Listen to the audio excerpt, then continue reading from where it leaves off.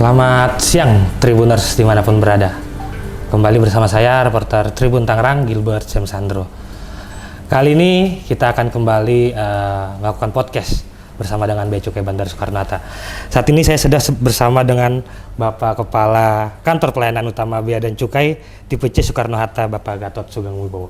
Selamat siang, Pak. Selamat siang, Mas. Sehat, Pak? Alhamdulillah sehat terus. Ya. Mas sehat? Sehat terus, Pak. Sehat terus, Pak. Semangat terus, Pak. Pak Gatot, hari ini kita coba mengulas sedikit kinerja ataupun program-program yang sudah dijalankan Bea Cukai beberapa waktu terakhir, di mana terakhir ini Bea Cukai lagi marak nih, intensif menggagalkan upaya penyelundupan berbagai jenis dan berbagai modus narkotika dari luar negeri ke Indonesia. Untuk pertama sendiri, Pak Gatot mungkin bisa dijelaskan sudah sejauh mana pengungkapan penyelundupan narkotika dari Bea Cukai Bandar Soekarno-Hatta. Baik, Mas, terima kasih.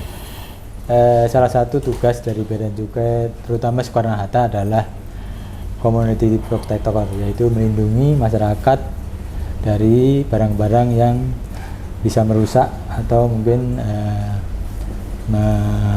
membawa dampak yang negatif terhadap masyarakat.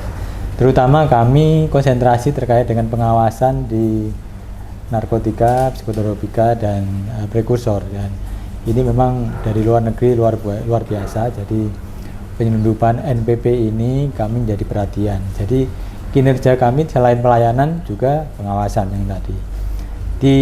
Selama periode ini kami sudah melakukan penindakan kurang lebih 63 penindakan terhadap narkotika, ya, dengan berbagai jenis, ya. Tentunya ini menjadi prestasi tersendiri bagi teman-teman semuanya di Soekarno-Hatta ini. Untuk jenis tadi udah 69, berarti satu tahun terakhir ini 63 di tahun 2023 ini. Ya. Paling sering sendiri atau paling marak upaya penyelundupan narkotika yang dilakukan oleh pelaku internasional itu, jaringan internasional, jenis-jenis apa aja sih, Pak? Oh ya, untuk penindakan terhadap narkotika yang tadi 63 penindakan, kurang lebih jumlahnya 248,042 kg, ya. Tentunya ini ada berbagai jenis, ya. Yang paling banyak yaitu sabu atau metamfetamin. Ini saya pikir yang paling dominan. Kemudian beberapa ya bahan baku narkotika, kemudian juga ada psikotropika, kemudian ada obat juga nih.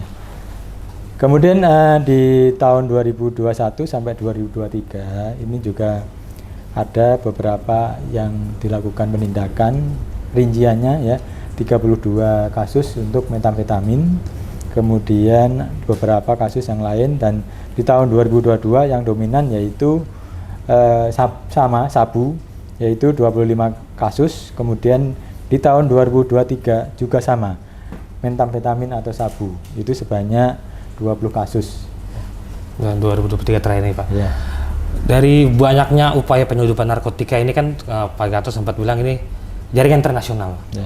Dari berbagai upaya tadi, bahkan sampai bahan bakunya, ya. Berarti rencana mereka buatnya di Indonesia gitu, ya.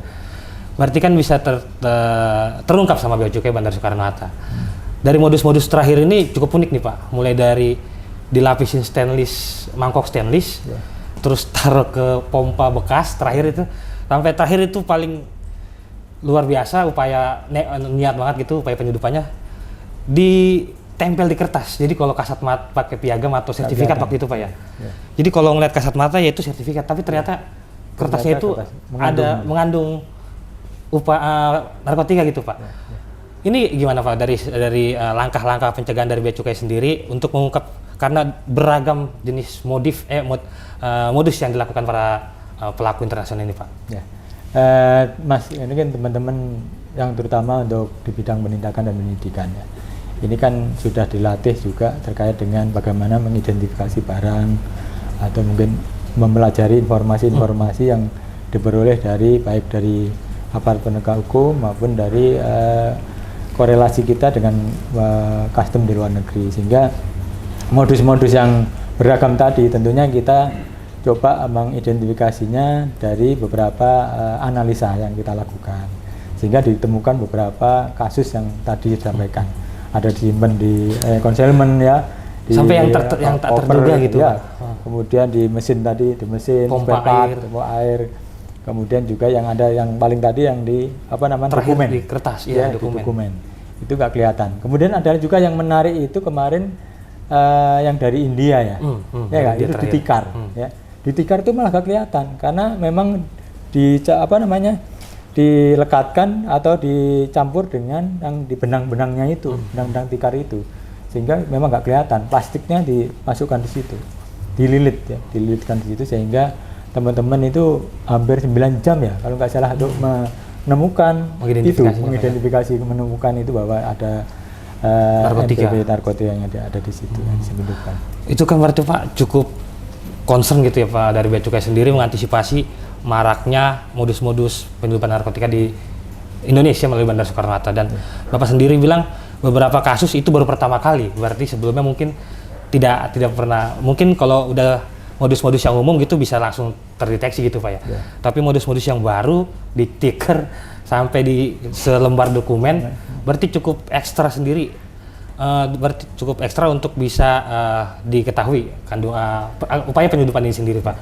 Dari petugas sendiri Pak, atau selain tadi Bapak bilang ada pelatihan khususnya, ada pelatihan tersendirinya, dan waktu identifikasi akan waktu yang cukup lama. Ada nggak Pak mungkin beberapa lapisan gitu dari Bea Cukai Bandara Soekarno-Hatta melakukan pemeriksaan gitu Pak? Apakah pernah di pemeriksaan pertama mungkin sempat lewat karena tidak sekonsen itu, baru lapisan kedua, pemeriksaan kedua baru ditemukan gitu? Umumnya upaya penyelundupan ini diketahui pas di mana itu Pak?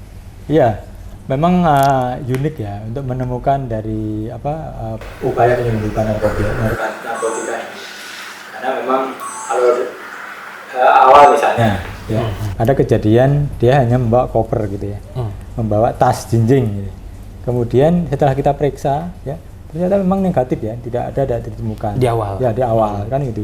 Kemudian kita masih yakin belum yakin bahwa ini tidak ada kan itu ya, sehingga kita berupaya bagaimana mendalami terkait dengan upaya penyelundupannya itu. Ternyata setelah kita teliti lagi, kita temukan di kopernya kan itu ya. Di kopernya itu diselundupkan beberapa sabu yang disimpan. Kemudian juga ada yang kasus seperti ini ya, pembawaan yang disimpan di perut ya gitu. Awalnya memang juga gitu nggak kelihatan ya. Awalnya diperiksa semua barang bawaannya tidak ditemukan, tetapi setelah kita ronsen ya, badannya kita cek kan itu ternyata dimasukkan di dalam perut ya. Itu swallower ya. Jadi modus-modus itu yang mungkin akan terus terjadi dan akan dilakukan oleh penyelundup supaya bagaimana upaya itu berhasil untuk diselundupkan. Ini cukup membuat dari petugas Bea Cukai kewalahan nggak sih Pak? Justru itu ya, itu ini yang kan sangat beragam gitu Pak. Berubah motif modusnya. Seniat itu dari para pelaku harus betul-betul bagaimana untuk mempersiapkan anggota kita di lapangan untuk bisa menemukan. Jangan sampai ada yang lolos kan. Prinsipnya kita tidak ada toleransi kan itu ya.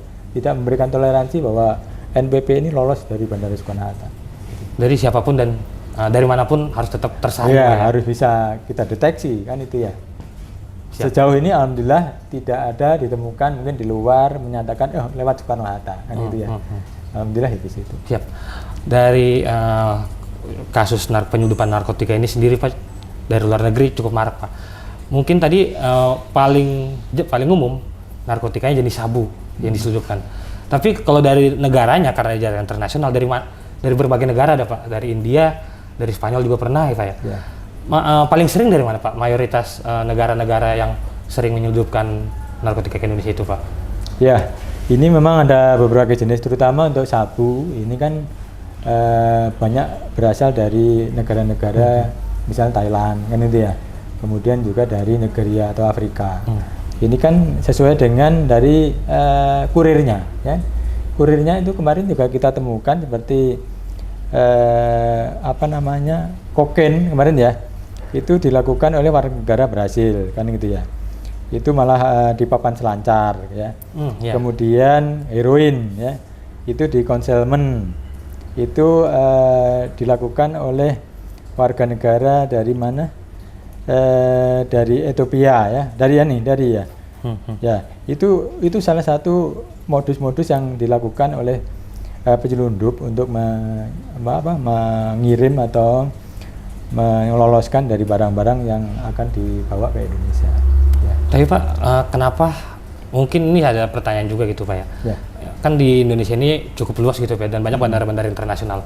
Ya. Tapi kenapa Bandara Soekarno-Hatta menjadi lokasi favorit para penyeludup, para pelaku jaringan narkotika internasional memilih lewat Bandara Soekarno-Hatta nih, ingin mencoba menyeludupkannya. Padahal udah berkali-kali digagalin, bahkan ada yang Bapak sebelumnya kita bicarakan gitu Pak ya, Bapak Bea Cukai Bandara Soekarno-Hatta pernah mengungkap pertama ini narkotika, tapi belum tahu siapa orang yang mengirim. Karena penasaran, pelakunya ngirim kedua kali, akhirnya ketahuan dan sampai ketangkep. Itu berarti kan ada upaya-upaya dari para pelaku ini Pak. Kenapa lewati Bandara Soekarno-Hatta Pak? Ya, karena Soekarno-Hatta ini kan bandara yang terbesar ya dan tersibuk mungkin se-Indonesia ya. Sehingga mereka juga banyak sekali yang mungkin lebih mudah menyelundupkan atau membawanya ke sini. Karena kan di sini penerbangan yang banyak kan itu ya, dan itu memungkinkan untuk melakukan penerbangan ke sini lebih mudah. Kemudian strategis ya, Soekarno-Hatta ini juga strategis karena di wilayah kota Jakarta kan itu dan sekitarnya. Dan banyak pengkonsumen atau konsumsinya itu di Jakarta kan itu ya. Kebutuhan atau demand-nya ya, permintaannya untuk narkoba itu sangat tinggi di Jakarta, sehingga memang selain mungkin ada lewat laut atau mungkin udara, nih paling strategis ya ada di Soekarno-Hatta kan itu ya. Sehingga ini berusaha bagaimana mereka menyelundupkan lewat Bandara Soekarno-Hatta ya. Siap. Berarti dengan tingginya upaya penyeludupan ini Pak dari para pelaku jaringan internasional, mungkin ada program-program apa dari Bea Cukai sendiri Pak untuk menekan angka penyeludupan sendiri? Karena kan kita lihat sebelumnya biasanya itu cukup dekat rentan waktunya, tapi sekarang ini udah lebih renggang nih Pak upaya penyeludupan dari para pelaku ini. Ya. Apa aja sih Pak yang udah dilakukan emang program-program dari Bea Cukai sendiri Pak? Nah gini ya, kita tidak bisa bekerja sendiri ya. Bea dan Cukai tidak bisa bekerja sendiri dan tentunya harus kolaborasi dan sinergi. Kita tidak menutup kemungkinan kita harus koordinasi dengan aparat penegak hukum yang lain di Indonesia maupun dengan yang luar negeri tadi ya. Sehingga ini bagaimana berupaya mencegah ya, sedini mungkin kita dapat informasi dari sana, supaya kita dapat mencegah upaya penyeludupan itu. Kemudian juga kita melakukan edukasi ke masyarakat supaya jangan mengulangi atau jangan masyarakat itu tidak tertipu atau mungkin tidak sampai terjerumus tergiur gitu Pak ya, tergiur untuk membeli narkotika ini sendiri, mengkonsumsi itu sendiri. Iya Pak.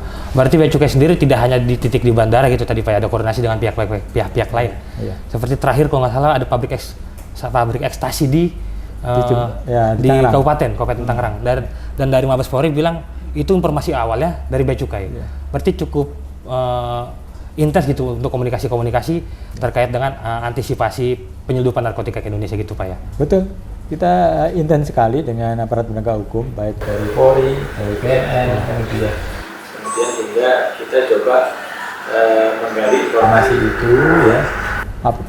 Kalau informasi dari kita diberikan ke aparat penegak hukum lain kan gitu ya. Jadi saling memberikan informasi terkait dengan upaya penyeludupan ini, upaya penegahan yang kita lakukan. Siap Pak. Mungkin terakhir Pak, tadi kita udah cukup ngobrol banyak terkait dengan berantas penyeludupan narkotika dari Bea Cukai Bandara Soekarno-Hatta sendiri Pak. Terakhir mungkin ada pesan-pesan, karena tadi Pak bilang kenapa Soekarno-Hatta yang dipilih dari seluruh wilayah Indonesia, karena cukup tinggi peminatnya di Jakarta dan sekitarnya. Mungkin pesan-pesan kepada masyarakat sendiri pada Bea Cukai sendiri seperti apa supaya bisa diputus nih Pak rantai penyeludupan narkotika, karena setiap ada pengungkapan dari Bea Cukai sendiri mengatakan yang bisa diselamatkan ratusan ribu jiwa masyarakat. Itu cukup tinggi faktornya Pak sendiri ya. Cukup vital dari peran dari Bea Cukai. Apa yang mau disampaikan kepada masyarakat? Ya, kita kepada masyarakat kita himbau supaya berhati-hati ya di dalam mengkonsumsi suatu NPP. Harus betul-betul jangan mengulangi atau mengkonsumsi narkotika kan itu ya, NPP. Sehingga ini juga supaya generasi kita ya menjaga generasi ke depan supaya hidup sehat tanpa narkoba kan itu ya. Siap kalau gitu. Terima kasih banyak Pak Gatot atas waktunya sudah berbincang-bincang dengan kami dari Tribun terkait dengan upaya pengungkapan penyelundupan narkotika dari Bea Cukai Bandar Soekarno-Hatta. Sehat-sehat selalu Pak Gatot, semoga Bea Cukai semakin jaya ke depannya, apalagi menjelang akhir tahun nih Pak ya. Udah setelah pandemi juga, mudah-mudahan makin bisa merapatkan barisan nih Pak. Oke, terima kasih Mas. Ya, siap. Minta dukungannya, kita tetap semangat untuk menjaga batas negara ini dari penyelundupan narkoba. Siap. Ya. Itu dia Tribuners dimanapun berada. Terima kasih atas waktunya. Saksikan terus update-update podcast dari Tribun Network depannya dengan tokoh-tokoh ataupun pihak-pihak yang sangat berperan untuk negara ini. Terima kasih, selamat siang dan terima kasih. Jangan lupa subscribe ya.